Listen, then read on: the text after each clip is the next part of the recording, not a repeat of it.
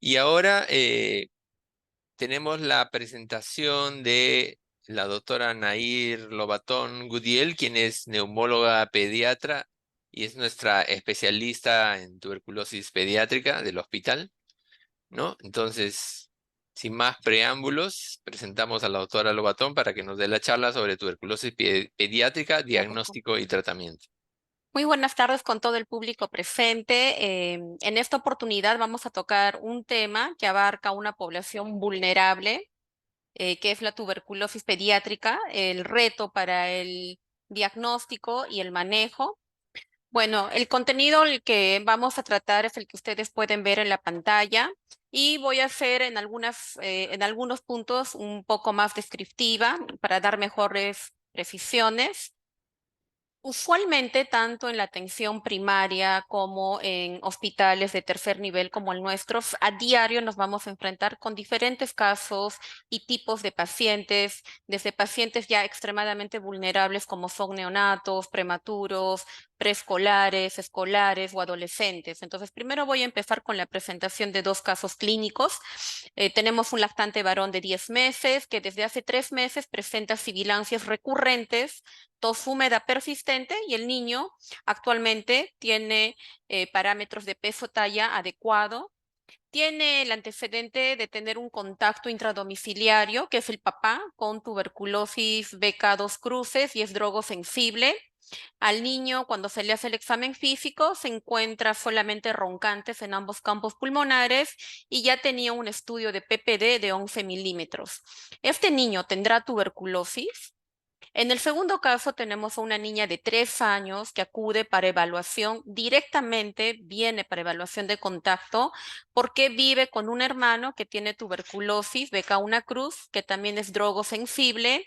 La mamá niega síntomas, es una niña actualmente eutrófica, el examen físico es normal, viene con un resultado de PPD que es cero, negativo. Esta niña tendrá tuberculosis. Entonces, a diario nos enfrentamos frente a estos casos donde vamos a tener que decidir si este niño va a necesitar un tratamiento como tuberculosis activa o va a necesitar terapia preventiva.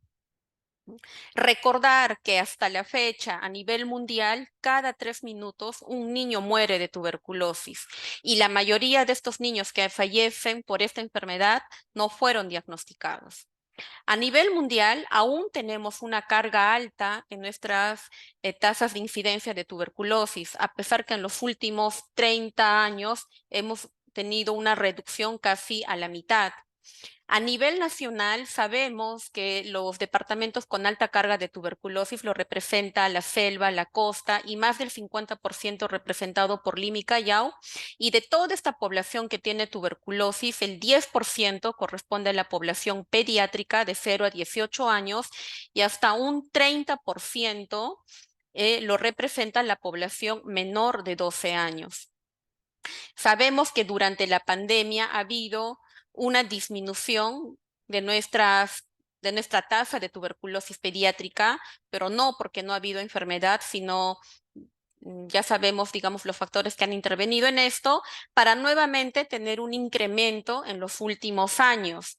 Y esto no solo se refleja en lo que es tuberculosis pulmonar, sino lo que es alarmante, que durante casi 20 años hemos tenido una gran disminución de los números de casos de meningitis TB, pero post pandemia nuevamente estos casos han estado en aumento y no solo en la población, que son los niños menores de 5 años, que son la población que más nos preocupamos de que no suceda este compromiso severo de tuberculosis por el pronóstico que implica, sino actualmente, incluso ya en la población de adolescentes, se está diagnosticando el incremento de números de casos de tuberculosis meningia.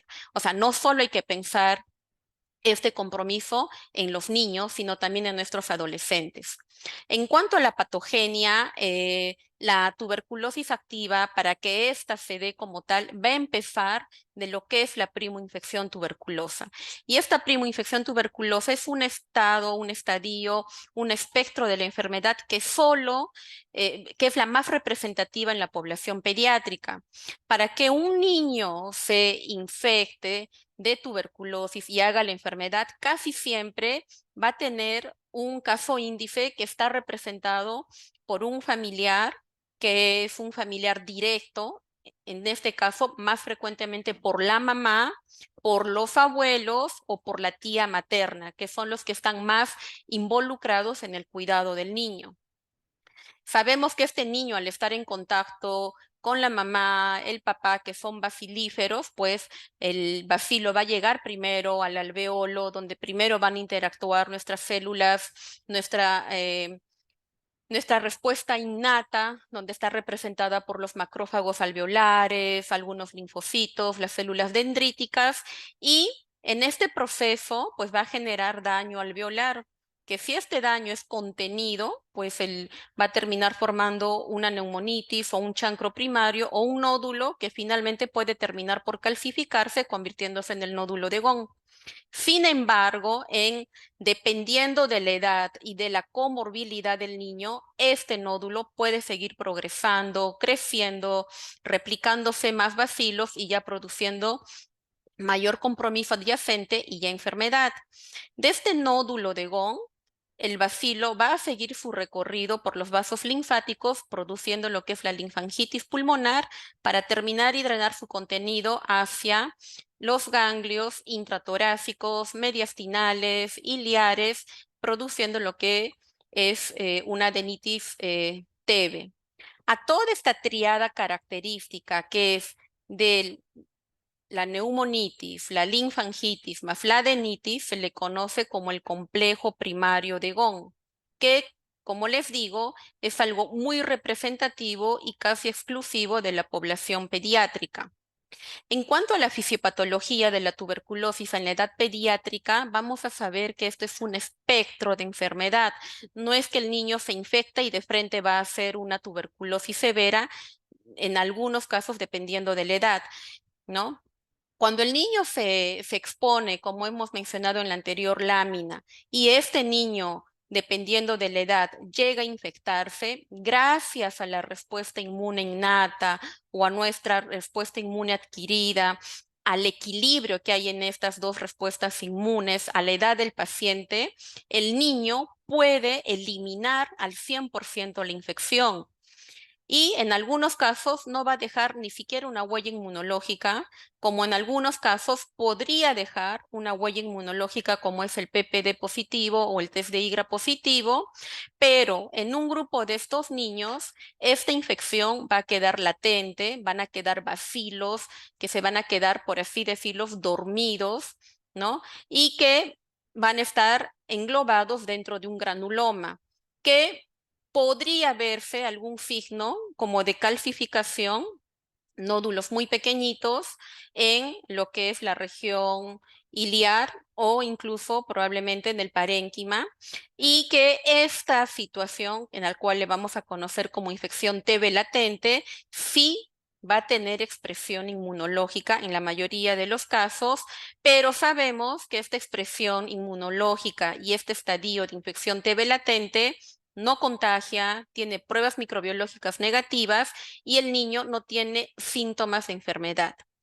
Cuando por este desequilibrio de nuestra respuesta inmune, en esta lucha del sistema inmunológico con el bacilo, va a haber un desequilibrio, pues va a seguir el bacilo replicándose, va produciendo mayor compromiso, mayor área afectada, que en un inicio, dependiendo de la edad del paciente, como les vuelvo a repetir, y de algunas comorbilidades que él tenga, pueden generar simplemente lesiones pequeñas que puede dar una respuesta inmunológica que podría darnos ya pruebas microbiológicas positivas, podría incluso puede contagiar a otras personas y que va a generar síntomas muy leves o incluso podría no generar síntomas. Pero estas lesiones, que son pequeñas, mínimas, sí las podríamos ver en una radiografía de tórax. A este espectro se le conoce lo que en los últimos años se le está dando mucho énfasis en la tuberculosis pediátrica, como la tuberculosis subclínica o la tuberculosis mínima o la tuberculosis no grave. Y esta parte es muy importante entender porque gracias a esto es lo que en los últimos 3 años ya desde la OMS ha habido o se ha dado un cambio en cuanto al manejo de la tuberculosis pediátrica, ¿no? Y ya si estas lesiones, si el paciente es un niño inmunodeprimido, si el paciente es un infante, pues estas lesiones pueden progresar, hacerse multifocales, diseminar y vamos a encontrar clásicamente lo que antiguamente o hace como 20 años solíamos ver a un niño en el cual venga con una tuberculosis típicamente, con sintomatología florida, desnutrido, con microbiología positiva y un niño que sí también contagia, ¿no? Dentro de los factores de riesgo para tuberculosis pediátrica, muy importante el que exista un contacto en el hogar. Al menos en los niños menores de 5 años, la mayoría tiene un contacto intradomiciliario, que es un contacto cercano y que generalmente este contacto, este caso índice, tiene pues pruebas microbiológicas positivas, mientras que en los adolescentes no es frecuente tener, como en la población adulta, tener un contacto intradomiciliario o cercano, pero no por esto pues vamos a dejar de investigar a todos los componentes de la familia. Que el niño tenga una edad menor de 5 años y de esta edad principalmente los más vulnerables, los menores de 2 años.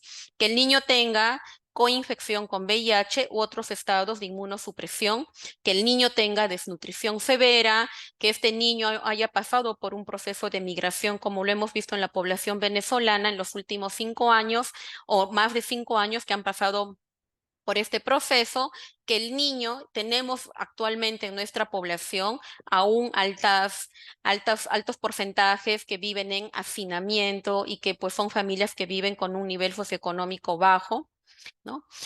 Dentro del enfoque clínico para la tuberculosis, hay que resaltar que el 50% de los niños menores de 1 año que se exponen a un caso índice, el 50% se van a contagiar, se van a infectar. Y de este porcentaje, casi hasta el 40% de los menores de 1 año que se han infectado van a desarrollar enfermedad de tuberculosis pulmonar. Y esta población que es la más vulnerable es hasta un 20% va a desarrollar lo que es formas severas o diseminadas de tuberculosis. Este riesgo de hacer la enfermedad de tuberculosis pulmonar va disminuyendo drásticamente con la edad, principalmente disminuye drásticamente después de los 2 años. También la forma de desarrollar tuberculosis severa, diseminada, los dos representantes que es la tuberculosis del sistema nervioso central y la tuberculosis miliar después de los 2 años, para después ligeramente incrementarse en la edad o en la etapa de la adolescencia. Dentro de la presentación clínica, hasta el 80% va a estar representado por un compromiso pulmonar y el resto por un compromiso extrapulmonar. Los niños pueden hacer tuberculosis en cualquier órgano de su cuerpo y de todos los diferentes órganos que pues, el niño tiene o que nosotros tenemos, en la población pediátrica, en el compromiso extrapulmonar, más del 60% lo representa el compromiso de la linfoadenopatía extratorácica, la MEG-TB, o sea, por lo tanto es algo frecuente que vemos en la población pediátrica, la tuberculosis pleural, luego la miliar y un poco más tardío la tuberculosis ósea. Y el resto de los otros órganos comprometidos, su presentación es más rara. Cuando hablamos de la tuberculosis pulmonar en la población pediátrica, siempre hay que referirnos a un compromiso neumoganglionar, porque es lo que vamos a ver en los niños, que no solo esté comprometido el parénquima, sino tiene una representación incluso más frecuente, lo que es el compromiso de ganglios intratorácicos. Vamos a poder ver estos 4 estadios, ¿no? El primer estadio, como les había mencionado, que es la primoinfección tuberculosa, donde no hay ni signos, ni síntomas, ni ni expresión radiológica de enfermedad. Vamos a tener lo que es la enfermedad pulmonar primaria, que esto se va a dar más aún relacionado a la edad del paciente, la enfermedad progresiva primaria, que ya son estas formas de presentación cuando hay una TB ósea o una TB en otro órgano, y la reactivación, que es la tuberculosis típica, que se presenta en la población de los adolescentes. En esta gráfica lo que quiero representar y quiero que vean es los diferentes escenarios para producir compromiso cuando vamos a encontrar la enfermedad a nivel de los ganglios intratorácicos. ¿Y por qué acá hacemos especial énfasis en los ganglios intratorácicos? Porque había mencionado que es la principal expresión de enfermedad de la tuberculosis en los niños, ¿no? De la tuberculosis neumoganglionar, ¿qué tanto afecta al pulmón? Es menor porcentaje a lo que afecta a los ganglios intratorácicos. Cuando los ganglios intratorácicos se afectan, estos crecen de tamaño, produciendo una obstrucción extrínseca de la vía aérea del bronquio y pueden aparecer lesiones de atelectasia. Estos ganglios crecen y terminan por drenar su contenido a la misma vía aérea y producir bronconeumonía tuberculosa, o pueden haber lesiones simultáneas, tanto de neumonía como de atelectasia. Si este ganglio crece y está cercano a los vasos tanto sanguíneos o linfáticos, va a producir lo que es una tuberculosis diseminada, la tuberculosis miliar. Si este ganglio está de forma periférica, muy pegada a la pleura o al pericardio, va a producir lo que es la tuberculosis pleural o pericárdica. Entonces, en tuberculosis pulmonar, la adenopatía intratorácica representa el sello de la tuberculosis en los niños, ¿no? A nivel de los ganglios intratorácicos, tenemos ganglios que están ubicados en diferentes zonas, en las zonas que están en el propio ilio, que están en las zonas subcarinales, en las zonas paratraqueales, y no todas estas cadenas ganglionares son vistas en una simple radiografía de tórax, pero la mayoría sí son vistas solo en una radiografía de tórax. Cuando solamente hay compromiso del ganglio y este ganglio no se va a acompañar de una complicación o de otra lesión a nivel del parénquima pulmonar, como en la radiografía que muestro, o este ganglio, a eso le podemos llamar lo que actualmente también se está ya recomendando y se ha actualizado en la OMS, lo que es la tuberculosis ganglionar no severa. Sin embargo, o muchas veces estas cadenas ganglionares pueden ya producir una disminución de la luz de lo que son los bronquios, ¿no? Y cuando ya produce esta disminución de la luz, esta obstrucción de la vía aérea, pues ahí vamos a tener que hablar de lo que es una tuberculosis ganglionar severa, intratorácica,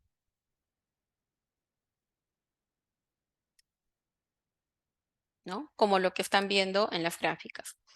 Entonces, los signos y síntomas de tuberculosis en la infancia, lamentablemente, en la etapa de lactantes y preescolares, tienen una clínica muy inespecífica, principalmente baja de peso o el peso sí estancado, mala ganancia de peso, apetito disminuido, pero esta sintomatología lo puede dar cualquier enfermedad, ¿no? Por lo tanto, es muy inespecífica para tuberculosis. En las diferentes etapas de la vida que muestro acá, vemos que fiebre es algo que va a estar más frecuente en lactantes como en adolescentes. La tos, que es algo que sí va a estar frecuente en casi todas las etapas de la vida. Estamos hablando en la edad pediátrica. Hemoptisis es algo que no voy a esperar en un lactante, pero sí lo puedo ver en un adolescente. La sudoración. Todos los niños, principalmente los niños preescolares, los niños menores de 5 años, van a sudar y van a sudar más de noche, porque pues por el crecimiento son niños que constantemente están en movimiento jugando y esto va a estar presente. Entonces, no es algo que nos va a guiar como una sintomatología de tuberculosis, a diferencia de lo que se da en la etapa del adolescente, que casi la expresión clínica es parecida a la del adulto. En cuanto a la signología, también es bien variable. Puede ir desde simples rales, pueden tener sibilancias, incluso puede no haber ningún ruido respiratorio anormal. Y esto también no es representativo de tuberculosis. Y encima, todos estos signos o estos ruidos anormales que escuchamos en el pulmón puede ser mejor explicado por otra patología respiratoria en la edad pediátrica.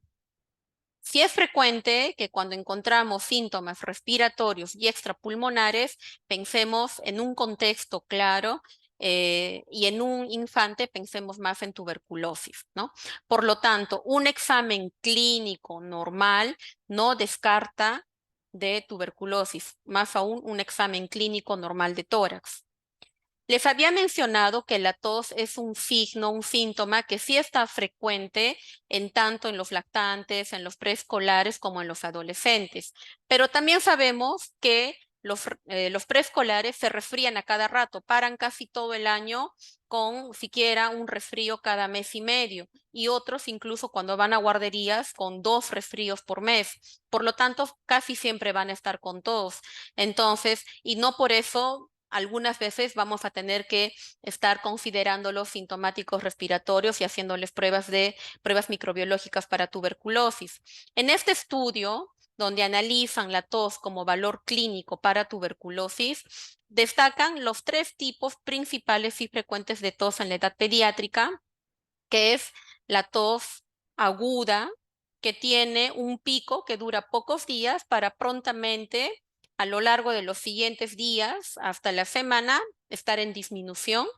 La tos aguda, que también dura pocos días, pero que es recurrente a lo largo de los meses o del año. Y la tos, que es la tos persistente, que a lo largo de las semanas más bien va en aumento y no desaparece. Cuando analizan estos 3 patrones de tos y ver las etiologías posibles en este estudio, encuentran como causa viral a la tos aguda, que va a progresar a lo largo de las semanas, va a disminuir, ¿no? Y como una causa de tos recurrente. El asma bronquial lo encuentran como causa cuando hay una tos recurrente. Sin embargo, en esta tos donde el niño es una tos que la mamá nos va a referir, que es persistente, que en vez de estar igual, más bien está aumentando en el tiempo, tanto en frecuencia como en intensidad, pues este tipo de tos es la que va a estar más representada por la tuberculosis. Entonces, en un niño que viene con este tipo de tos, es en el que más debería enfocarme para poder descartar la enfermedad. En cuanto al compromiso de tuberculosis pleural, pues voy a sospechar más cuando tengo un niño con un compromiso que haya clínica de derrame pleural unilateral, ¿no? En un niño que hay el antecedente o tiene una infección tuberculosa dada por un PPD positivo en la mayoría, y si tengo esta sospecha, pues debería completar, no por ser niño, no debo completar estudios de líquido pleural haciendo una toracocentesis diagnóstica, ¿no? En el cual voy a completar estudios, no solamente estudios, digamos, simples, como lo que es ver la celularidad que hay en el líquido pleural, algunos exámenes bioquímicos, sino también ya por la disponibilidad que tenemos de las pruebas moleculares, ¿no? Siempre enviar el cultivo de este líquido y en algunos casos, si fuese necesario, incluso tendremos que hacer biopsia pleural.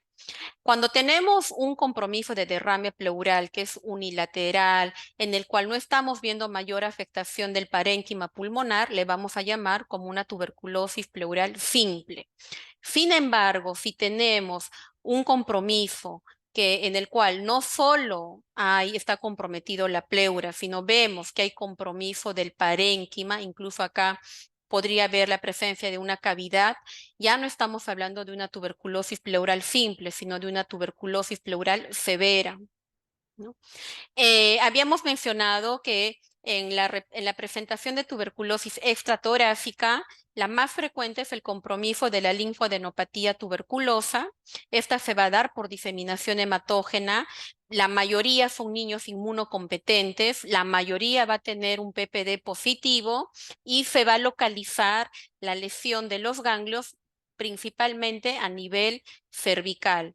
Y podemos tener niños que solamente están, digamos, con el ganglio ya afectado, con aumento de volumen, pero también a veces ya, si esto no se detecta a tiempo, no se piensa en el diagnóstico a tiempo, vamos a tener niños donde estos ganglios ya han fistulizado y ya han drenado su contenido. En cuanto a la MEG-TB, pues es una afectación severa y de expresión de la tuberculosis pediátrica. No solamente debemos de pensar que la tuberculosis afecta a las meninges y va a dar un líquido cefalorraquídeo anormal, sino también va a afectar y puede afectar concomitantemente lo que es el parénquima cerebral, dando la expresión y la formación de diferentes granulomas, como vemos en la imagen. Esto es más frecuente en la población de los infantes, en los menores de 2 años, como también es muy frecuente en la población de los niños inmunodeprimidos. Y no solo pensar como inmunodeprimido al niño que tiene VIH, sino también tenemos otras causas de inmunodepresión en la población pediátrica, como son niños que pueden nacer con síndromes genéticos, como el síndrome de Down, con inmunodeficiencias primarias, o niños que incluso a veces por temas ya perinatales han tenido parálisis cerebral y por lo tanto son niños que generalmente están desnutridos, ¿no? Se puede acompañar hasta un 50% con tuberculosis miliar y siempre es necesario hacer un estudio de líquido cefalorraquídeo, en el cual también vamos a encontrar un exudado linfocitario, marcada hipoglucorraquia y igual. Todo este líquido que hemos obtenido debe ir a un estudio microbiológico. Digamos, si es que tendríamos un niño en el cual sospechamos una tuberculosis del sistema nervioso central y tenemos escasa cantidad de líquido cefalorraquídeo, deberíamos, si tenemos que elegir a qué estudio tendría que ir de frente al estudio molecular. En la tuberculosis del sistema nervioso central existen diferentes grados, desde el grado leve hasta el grado severo, y cada uno está directamente relacionado con el pronóstico. Si encontramos una tuberculosis en grado leve, pues el pronóstico es bueno, mientras el pronóstico incluso que puede llevar hasta la muerte si encontramos en un grado severo. La tuberculosis miliar también es algo más frecuente de la población preescolar, los menores de 5 años, los infantes, los niños con estados de inmunodepresión. La mayoría tiene PPD negativo, la mayoría nos va a dar síntomas inespecíficos, algunos síntomas sistémicos, hasta un 40% concomitantemente vamos a encontrar tuberculosis del sistema nervioso central y se dice que si queremos acelerar el diagnóstico podríamos hacer un fondo de ojo donde vamos a encontrar lesiones en los tubérculos coroideos, ¿no? Que se presentan incluso mucho antes que el compromiso claramente pulmonar. Y en una radiografía de tórax, pues lo que vamos a apreciar es el clásico patrón reticular micronodular, que es un patrón bilateral, difuso, homogéneo, como lo que estamos viendo en la imagen. Esto es en el caso de un niño de 10 años con síndrome de Down. El diagnóstico hasta la fecha, a pesar de todo el avance de la ciencia, todo el boom que tenemos de las pruebas moleculares, las pruebas microbiológicas, hasta la fecha el diagnóstico de tuberculosis en los niños es un reto, ¿no? Vamos, en los últimos 10 años, hasta hace 10 años, se han estado utilizando diferentes scores, ¿no? El más conocido, los criterios de Toledo, pero estos criterios nunca han sido validados. Tanto así que para el 2014 la OMS refiere que es mejor no considerar, no usar ningún criterio y lo que deberíamos manejar y tener más en cuenta son los diferentes criterios, que es el criterio epidemiológico, el criterio inmunológico, el criterio clínico y el criterio radiológico. Y que hasta la fecha la identificación microbiológica positiva, que va a constituir el criterio microbiológico, de por sí nos puede dar un diagnóstico. De estos 4 criterios, hasta la fecha es bien difícil decir con cuál de ellos directamente hago el diagnóstico de tuberculosis.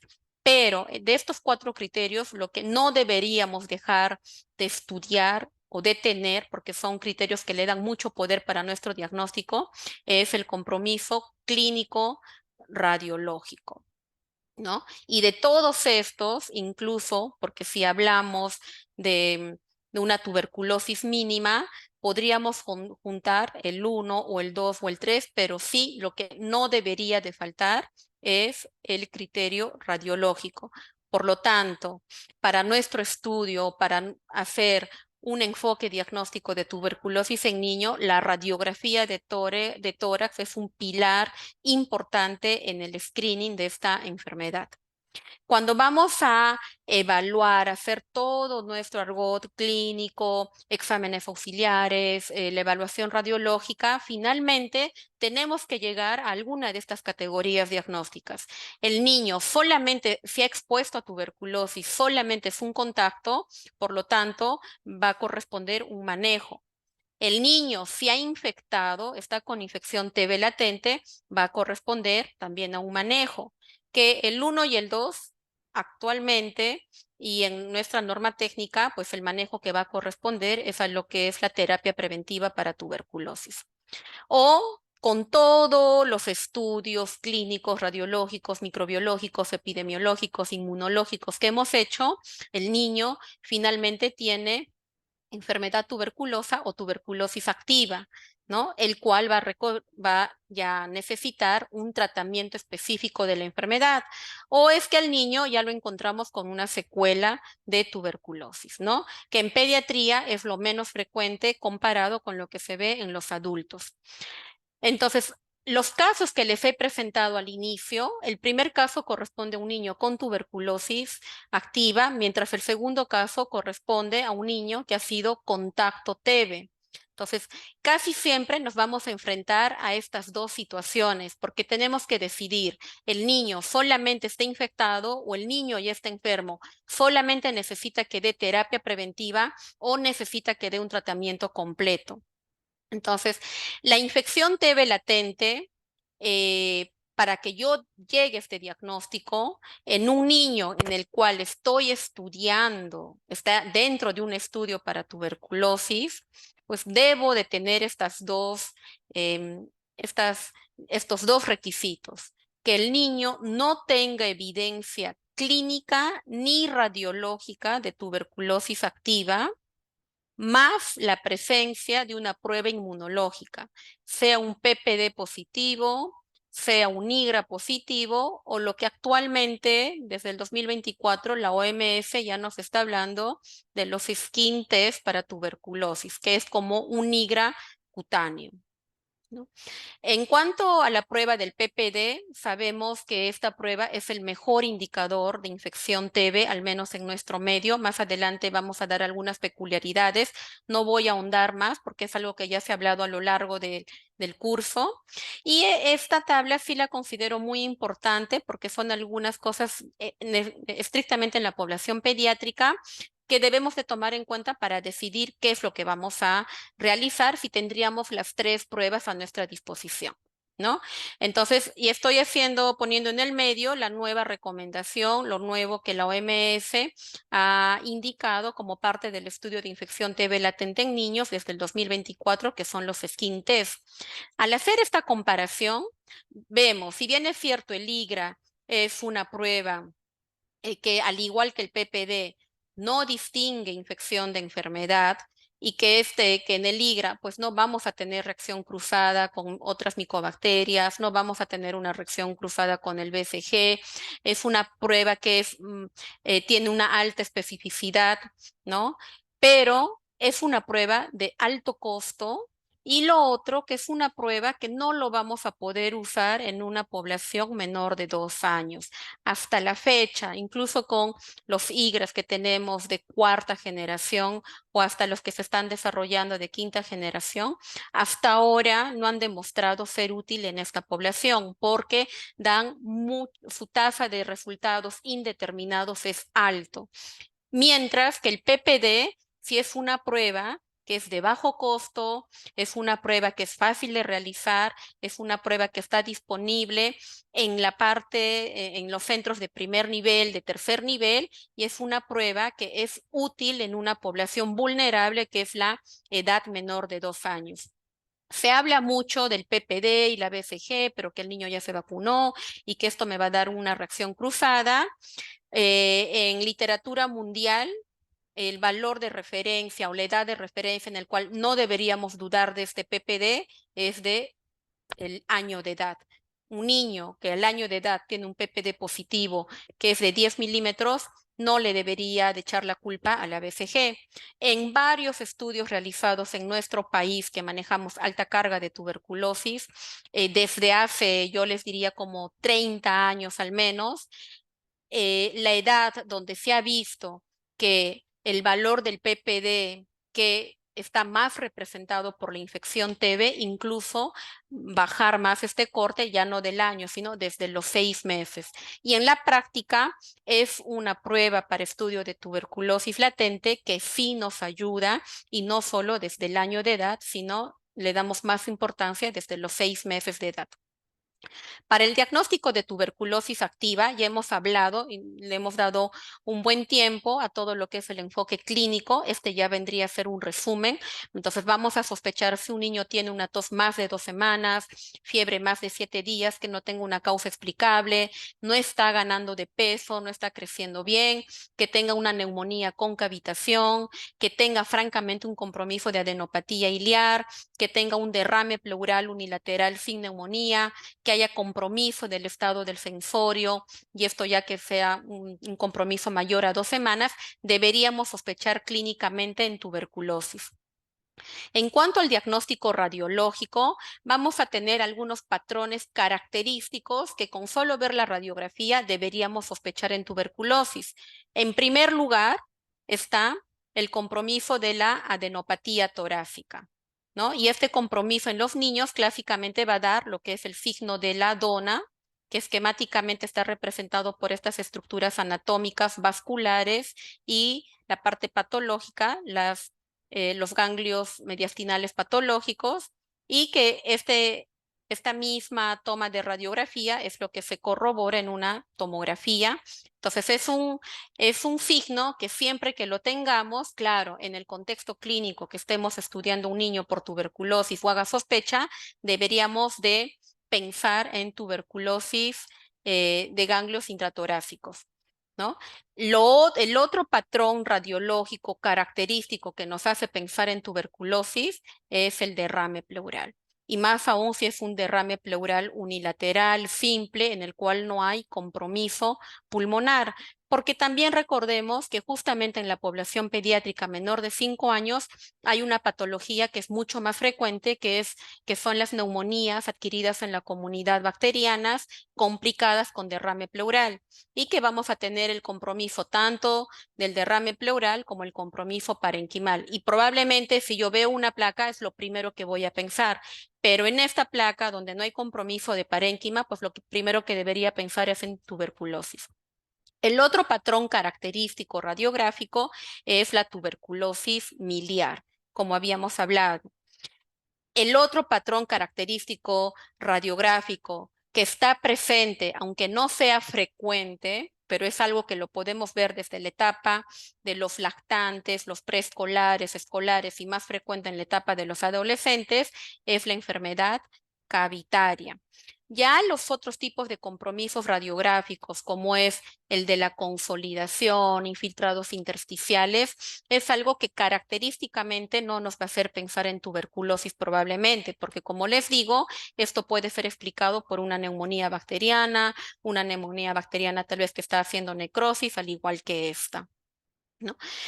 Por lo tanto, para resumir, que de los patrones radiográficos principales que hemos mencionado y los que están relacionados a la edad, el patrón donde vamos a ver el compromiso del ganglio linfático, un compromiso de diseminación, que es la tuberculosis miliar, característicamente lo vamos a tener durante los primeros 2 años.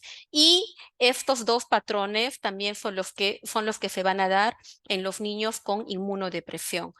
en los niños con VIH, en los niños con síndrome de Down o en los niños con otros síndromes genéticos.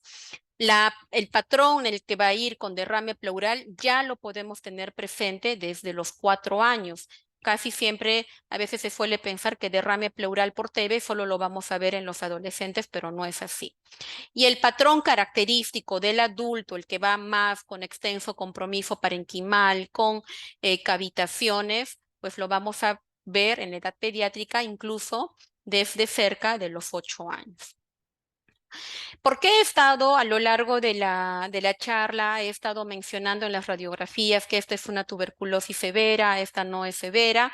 Porque ya desde el 2022, en las recomendaciones que hace la OMS para el manejo, ya nos habla de esta nueva definición de la TB mínima, TB no severa, TB no grave, que para hablar de esta definición es muy importante la caracterización radiográfica, ¿no? Y esto pues está plasmado en literatura académica. Entonces, si vamos a tener una TB que tiene síntomas, pero son síntomas no graves, en la cual la baciloscopía es negativa, ¿no? O el estudio molecular se va a reportar como un estudio molecular bajo o muy bajo, de muy baja carga, en el cual pueden haber ganglios linfáticos extratorácicos comprometidos o ganglios linfáticos intratorácicos no complicados, ¿no? Vamos a hablar de tuberculosis mínima o tuberculosis no severa.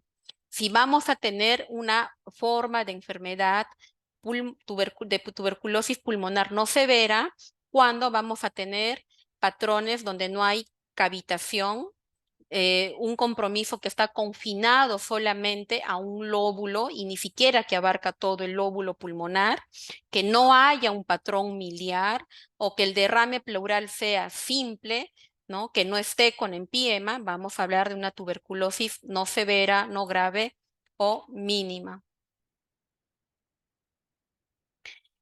En cuanto a la radiografía y la versus la tomografía, pues la tomografía nos va a ser de mucha ayuda, sobre todo para ver los ganglios intratorácicos, mediastinales, algunos ganglios subcarinales que no los vemos adecuadamente en una radiografía, una radiografía de tórax, pero hasta la fecha no existe evidencia que todo niño debería tener un estudio de tomografía de tórax de manera sistemática, sino individualizar en base a la edad del paciente, a los riesgos, incluso al tipo de contacto que tenga con el caso índice. Para el diagnóstico microbiológico es importante si sospechamos que es una tuberculosis drogoresistente, es importante si este niño tiene VIH, es importante si estamos sospechando que la tuberculosis está complicada o hay un diagnóstico incierto. Y dentro del estudio microbiológico en los niños también se hacen estos 3 tipos de estudios que se hacen en los adultos, que son los estudios de microscopía, las pruebas moleculares y el cultivo. Dentro del estudio de microscopía, pues sabemos ya actualmente que existen laboratorios donde se hacen las tinciones con auramina y con luces LED que aumentan la sensibilidad para el diagnóstico. Y esto sí me voy a detener a explicarles que en cuanto a las pruebas moleculares que actualmente la OMS el 2022 y el 2024 está recomendando, incluso como una prueba que reemplazaría a la prueba, a la baciloscopía. En esta gráfica podemos ver a lo largo de los últimos 5 años que para hacer el diagnóstico de tuberculosis en los niños menores de 10 años o que han sido diagnosticados por tuberculosis, casi un 70% han entrado por una sospecha clínica sin tener confirmación bacteriológica. Sin embargo, a los niños que se les ha hecho los estudios microbiológicos, que son los niños que están con algo que tenga el color rojo, que los he desglosado, vemos que a lo largo de los años, mientras más estudios microbiológicos hacemos, pues es mejor nuestro rendimiento. Por lo tanto, uno nos dice que tenemos que seguir haciendo estudios microbiológicos en la población menos de 10 años, en la población pequeña de 2 preescolares menores de 5 años. Y además esta gráfica que nos dice que nuestro poder de detección ha aumentado conforme hemos ido usando más pruebas moleculares. Tanto así que para el 2023, con el gran uso que se ha tenido de pruebas moleculares, el diagnóstico microbiológico ha sido mayor por prueba molecular que por baciloscopía y que por cultivo.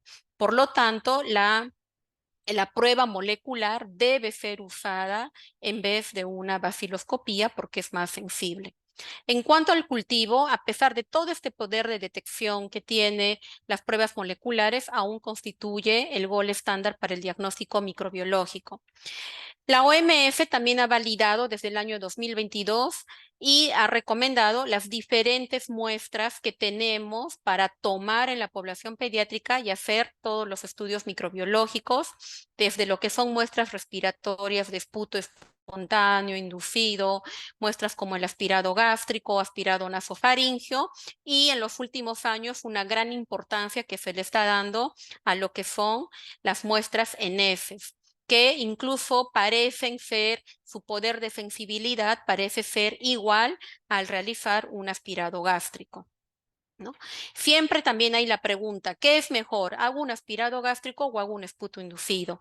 Y la respuesta en este caso es, hagamos lo que mejor sabemos hacer y para lo cual estemos mejor preparados, no solo como personal de salud, sino como lugar donde estamos. Por ejemplo, si el paciente está hospitalizado, pues lo mejor va a ser hacerle un aspirado gástrico. En cambio, si tengo un paciente ambulatorio y es un niño grande, hacerle un aspirado gástrico no va a ser tan práctico. Entonces, en ahí voy a preferir hacer una prueba de esputo inducido. No hay diferencia significativa en el poder de detección entre un esputo inducido y el aspirado gástrico. Parece ser un poco mejor el esputo inducido, pero no tienen diferencias estadísticamente significativas. Entonces, ¿qué muestras o qué pruebas de diagnóstico rápido ya recomienda la OEF realizarlo en diferentes muestras para estudio de tuberculosis en niños? El GeneXpert, el GeneXpert Ultra, las pruebas del TrueNAT, ¿no? TB-LAMP y la última, que es la prueba de LAN en orina, que exclusivamente parece estar reservada solamente a los niños con VIH, incluso mencionan niños mayores de 5 años, ¿no? No como en los adultos, que, bueno, está en relación a la carga, al valor de los CD4. En los niños, más usar este examen del TB-LAN parece estar más relacionado con la edad, VIH mayor de 5 años.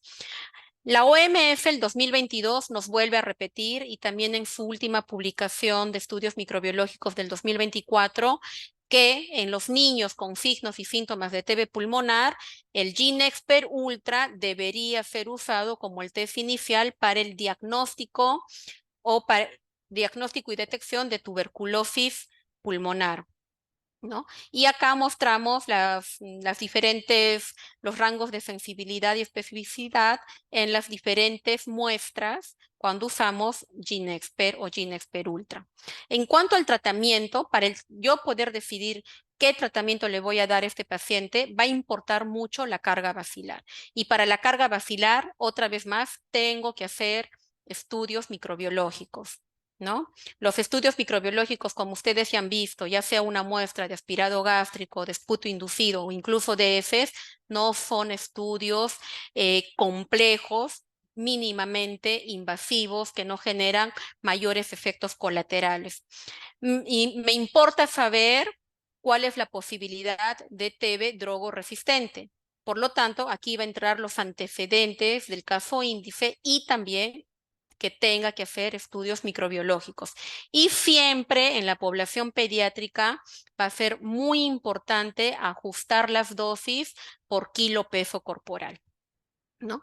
Entonces, en relación a eso, este es el esquema actual que desde el 2022 la OMS recomienda, y que en base ya a estos esquemas, en nuestra norma técnica, fines del año pasado, ya se ha establecido que para la tuberculosis no grave pediátrica, el tratamiento va a durar 4 meses y va a haber una primera fase de 2 meses que se da de manera diaria con las 4 drogas que ya conocemos y que la segunda fase va a durar 2 meses y de manera diaria con también las drogas que normalmente se usaban en la segunda fase y es un esquema DOTS. Y para el resto de los pacientes con tuberculosis pulmonar, que por lo tanto tendrían que ser los niños que tienen tuberculosis pulmonar severa o grave, el esquema de 6 meses. La diferencia con respecto a la norma técnica del 2023 es que el tratamiento y ambas fases se da de manera diaria, ¿no? Es importante saber que el niño no es un adulto, el lactante no es un escolar, el neonato no es un adolescente y estos niños, sus sistemas metabólicos, hepáticos, de tejidos, la distribución de agua, su función renal, están en pleno proceso de maduración. Por lo tanto, las dosis son diferentes a las que normalmente se conoce y están familiarizados en los adultos. Esto es algo que siempre lo debemos de tener presente. ¿Cuánto es la dosis kilo que vamos a dar, principalmente en la población menor de 15 años, que son casi el doble de lo que se suele dar, indicar en la población de adultos? Y aquí quiero hacer énfasis porque si bien es cierto, ahora último, el gran beneficio que trae usar dosis fijas combinadas porque nos va a favorecer adherencia, nos va a favorecer que el niño no sea como un castigo tomar tantas pastillas, son pastillas que están dispersables, que se pueden diluir, pero en base a lo que a lo que la norma en base a lo que la norma técnica, digamos, menciona, es darlo por número de tabletas, ¿no?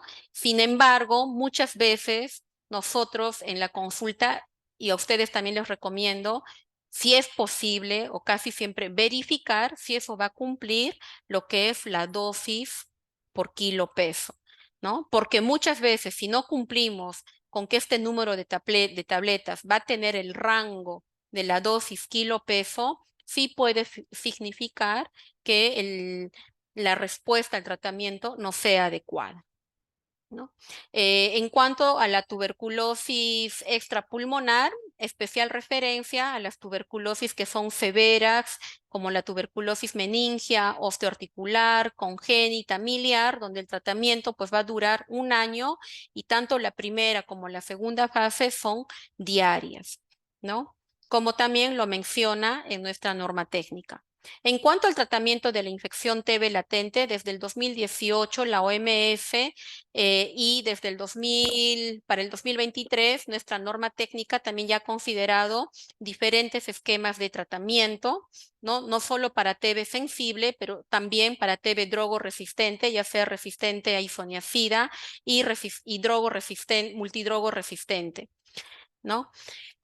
También la norma técnica nos hace énfasis de qué personas, qué niños son candidatos a recibir terapia preventiva y siempre principalmente recalca lo que son los niños menores de 5 años o niños mayores de 5 años que tengan una prueba de PPD positiva o que tengan un contacto con un caso índice intradomiciliario o un contacto estrecho. Entonces, aquí es lo que nosotros en el tercer nivel vemos que aún hay muchas fallas. A veces tenemos el contacto a un lactante que no le completan el estudio de contactos. Se guían solamente por una baciloscopía, cuando un lactante no nos va a dar una muestra de baciloscopía. Y al que le hacemos casi siempre un estudio completo es al niño grande, al niño de 3 años, al de 5 años, al que aparece con terapia preventiva, el niño grande. Y el lactante nos olvidamos de él. Cuando este lactante es el más vulnerable, en quien debemos de completar todo nuestro screening que hemos mencionado, el screening epidemiológico, inmunológico, el screening clínico, el screening radiológico, ¿no? Y también acá debemos usar a veces la lógica. Si tenemos un niño de 8 años cuyo PPD es negativo y tal vez es porque aún no ha virado, pero vive con un papá o una mamá que son bacilíferos, no le podemos negar a este niño que reciba terapia preventiva porque tal vez la norma técnica dice algo diferente, porque ahí ya estamos individualizando al paciente. La norma técnica y la OMS recomienda que el esquema de rifapentina más isoniazida lo vamos a dar en niños menores de o mayores de 2 años. Y si es menor de 2 años, pues vamos a dar el esquema con isoniazid y rifampicina. Sí nos menciona las dosis kilo peso y en rifapentina nos menciona solo el número de tabletas. Acá lo que siempre yo sugiero es guiarnos y tener en cuenta las dosis que nos ha sacado la norma técnica el 2023, donde nos da la dosis de rifapentina por kilo peso, porque sí a veces si nos guiamos solo por el número de tabletas, a veces estamos con una infradosis. Entonces, como les digo, la actualización y el usar dosis fijas es muy buena porque estamos mejorando adherencia, estamos mejorando aceptación en los niños, pero no olvidarnos siempre verificar este punto que les comento, ¿no? Eh, este estudio del 2024 nos vuelve a repetir, este es un estudio, es un metaanálisis y nos vuelve a decir que si damos terapia preventiva en los niños menores de 5 años o en los niños mayores de 5 años, pues el riesgo y la efectividad para evitar tuberculosis activa es alta. Por lo tanto, se tiene que dar, tenemos que seguir dando y no tenemos que perder las oportunidades para dar terapia preventiva en nuestra población pediátrica, ¿no? Y bueno, esto es algo que se demuestra también en Perú, que van a desarrollar tuberculosis activa los niños menores de 5 años, que son niños que están infectados o casos que tienen exposición o un contacto cercano con tuberculosis va a ser mayor si no completaron la terapia preventiva versus a los niños que han completado terapia preventiva, ¿no? Y bueno, desde ya hace 5 años el ministerio, la estrategia de tuberculosis, pues ha puesto mucho más énfasis, interés en lo que es el fortalecimiento para el diagnóstico y la detección precoz de tuberculosis en niños en diferentes hospitales, incluido el nuestro. Se ha fortalecido y ya contamos con una UNED pediátrica, donde hasta la fecha venimos tratando pacientes con tuberculosis y la mayoría de ellos son tuberculosis severa, multisistémicas, población altamente vulnerable. Y bueno, dentro de las conclusiones finales a las cuales quiero llegar es de que el 10% de los niños que se infectan van a progresar a enfermedad tuberculosa. El riesgo de esta progresión depende únicamente de factores del hospedero y del estatus inmune. El sitio más común de tuberculosis son los pulmones y los linfonodos superficiales. Las formas rápidamente progresivas, agresivas, severas, está representada por la afección a nivel del sistema nervioso central, miliar, las tuberculosis tardías a nivel óseo y renal. Los niños se van a caracterizar por tener una tuberculosis no severa, paucivacilar. Siempre hay que tener en cuenta para el diagnóstico el riesgo epidemiológico, inmunológico, la presentación clínico-radiológica y microbiológica. Sabemos que el éxito de tener cultivos positivos es muy bajo, pero por lo tanto se debe utilizar cada vez más las pruebas moleculares como el GeneXpert Ultra como primera línea para el diagnóstico microbiológico. Y a pesar de tener un éxito bajo, lo debemos hacer por todas las implicancias que ya les he mencionado. Eso sería todo. Muchas gracias por su atención.